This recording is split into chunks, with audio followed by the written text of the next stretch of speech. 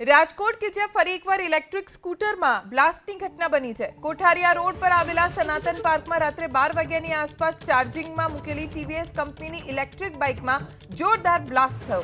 Blast થતા ઘરની તમામ વસ્તુઓ બળીને ખાખ થઈ, ઘરનું તમામ વાયરિંગ બળી ગયું।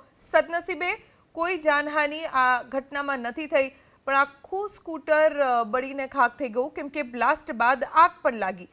ચાર્જિંગમાં ઇલેક્ટ્રિક સ્કૂટર મૂકવામાં આવ્યું હતું, જેમાં પહેલા બ્લાસ્ટ થયો અને પછી આખું સ્કૂટર ભડકી ઉઠ્યું। બ્લાસ્ટની આ ઘટનામાં ઘરની વસ્તુઓને પણ નુકસાન થયું છે, વાયરિંગ આખું બળીને ખાખ થઈ ગયું છે।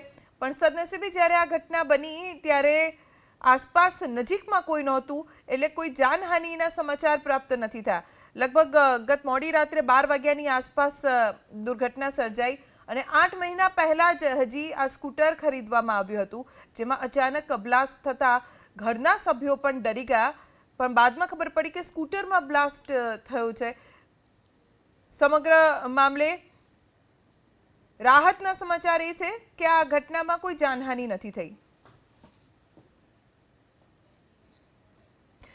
અવારનવાર રાજ્યમાં ઇલેક્ટ્રિક સ્કૂટરમાં બ્લાસ્ટ અને આગની ઘટનાઓ વધી રહી છે। ખાસ જ્યારે ચાર્જિંગમાં મૂકવામાં આવે છે ત્યારે બ્લાસ્ટની ઘટનાઓ બનતી હોય છે અને એવી જ વધુ એક ઘટના રાજકોટમાં બની। રાજકોટમાં પણ અગાઉ આ રીતે સ્કૂટરમાં બ્લાસ્ટ થયો હોય, આગ લાગી હોય તેવી દુર્ઘટના સર્જાઈ છે। સુરતમાં પણ આ પ્રકારની ઘટના બની હતી કે જેમાં એક વ્યક્તિનું મોત પણ થયું હતું કેમ કે જ્યાં આ સ્કૂટર ચાર્જ થઈ રહ્યું હતું ત્યાં બ્લાસ્ટ થયો।